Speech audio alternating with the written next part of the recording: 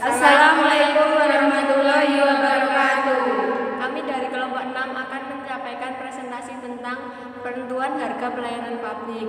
Perkenalkan, saya Leni Alfiana, NIM 2020 SAK 16. Saya Lisa Ayu Ramadhani, NIM 2020 SAK 17. Saya Puput Larasati, NIM 2020 SAK 21. Saya Priya Kusumaning Tias, NIM 2020 SAK 36. Pelayanan publik yang dapat dijual. Dalam memberikan pelayanan publik, pemerintah dapat dibenarkan menarik tarif untuk pelayanan tertentu, baik secara langsung atau tidak langsung melalui perusahaan milik pemerintah. Pembebanan tarif pelayanan publik kepada konsumen dapat dibenarkan beberapa alasan, yaitu adanya barang privat dan barang publik. Terdapat 3 jenis barang yang menjadi kebutuhan masyarakat, yaitu barang privat, barang publik, campuran antara barang publik dan barang privat. Efisiensi ekonomi, mekanisme harga memiliki peran penting dalam mengalokasikan sumber daya melalui pendistribusian permintaan. Siapa yang mendapatkan manfaat paling banyak, maka ia yang membayar lebih banyak pula. Pemberian insentif untuk menghindari pemborosan. Pemberian insentif pada supplier berkaitan dengan skala produksi. Penyediaan sumber daya pada supplier untuk mempertahankan dan meningkatkan persediaan jasa atau supply of service. Prinsip keuntungan. Pembebanan tarif pelayanan publik pada dasarnya juga menguntungkan pemerintah karena dapat digunakan sebagai salah satu sumber penerimaan pemerintah. Hanya saja pemerintah tidak boleh memaksimalkan keuntungan, bahkan lebih baik menetapkan harga di bawah full cost, memberikan subsidi, atau memberikannya secara gratis. Argumen terhadap pembebanan tarif pelayanan. 1. Dasar pembebanan tarif pelayanan. Dalam praktik pembebanan langsung atau direct charging biasanya ditentukan alasan sebagai berikut. A. Suatu jasa, baik merupakan barang publik maupun barang privat, mungkin tidak dapat diberikan kepada setiap orang, sehingga tidak adil bila biayanya dibebankan kepada semua masyarakat melalui pajak, sementara mereka tidak menikmati jasa tersebut. B. Suatu pelayanan mungkin membutuhkan sumber daya yang mahal atau langka sehingga konsumsi publik harus didisiplinkan atau hemat, misalnya pembebanan terhadap penggunaan air dan obat-obatan medis. C. Terdapat variasi dalam konsumsi individual yang lebih berhubungan dengan pilihan daripada kebutuhan, misalnya penggunaan fasilitas rekreasi. 2. Argumen yang menentang pembebanan tarif pelayanan. A. Terdapat kesulitan administrasi dalam menghitung biaya pelayanan. B. Yang miskin tidak mampu untuk membayar. C. Adanya eksternalitas, merit good, dan persyaratan legal. Kegunaan pembebanan dalam praktik. Praktik pembebanan pelayanan publik berbeda-beda untuk setiap negara, antara jasa yang disediakan langsung oleh pemerintah dan yang disediakan oleh perusahaan milik negara, serta antara pemerintah pusat dan daerah.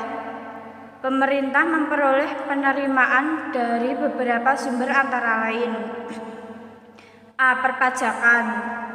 B. Pembebanan langsung kepada masyarakat atau charging for service. C. Laba BUMN atau BUMD. D. Penjualan aset milik pemerintah. E. Hutang. Penetapan harga pelayanan. Berapa harga yang harus dibebankan? Aturan yang biasa dipakai adalah bahwa beban dihitung sebesar total biaya untuk menyediakan pelayanan tersebut. Akan tetapi, untuk menghitung biaya total terdapat beberapa kesulitan. Karena 1. Kita tidak tahu secara tepat berapa biaya total atau full cost untuk menyediakan suatu pelayanan. 2. Sangat sulit mengukur jumlah yang dikonsumsi. 3. Pembebanan tidak memperhitungkan kemampuan masyarakat untuk membayar. 4. Biaya apa saja yang harus diperhitungkan. Ahli ekonomi umumnya menganjurkan untuk menggunakan marginal cost pricing dalam penetapan harga pelayanan publik. Dengan menggunakan marginal cost pricing, setidaknya harus memperhitungkan 1. Biaya operasi variabel atau variable operating cost. 2. Semi variable overhead cost seperti biaya modal atas aktiva yang digunakan untuk memberikan pelayanan. 3. Biaya penggantian aset modal yang digunakan dalam penyediaan pelayanan. 4. Biaya penambahan aset modal yang digunakan untuk memenuhi pertambahan permintaan. Permasalahan marginal cost pricing. 1. Sulit untuk memperhitungkan secara tepat marginal cost untuk jasa tertentu. 2. Apakah harga seharusnya didasarkan pada biaya marginal jangka pendek atau short run marginal cost, atau biaya marginal jangka panjang atau long run marginal cost. 3. Marginal cost pricing bukan berarti full cost recovery. 4. Konsep kewajaran digunakan untuk menunjukkan a. Hanya mereka yang menerima manfaat yang membayar. B. Semua konsumen membayar sama tanpa memandang perbedaan biaya dalam menyediakan pelayanan tersebut. 5. Eksternalitas konsumsi seperti manfaat kesehatan umum dari air bersih untuk minum dan mandi dapat secara signifikan mengubah efisiensi harga yang ditentukan oleh marginal cost. 6. Pertimbangan ekuitas mensyaratkan yang kaya membayar lebih, paling tidak untuk jasa seperti air, di mana terdapat beberapa macam bentuk diskriminasi harga, seperti tarif progresif yang mungkin digunakan.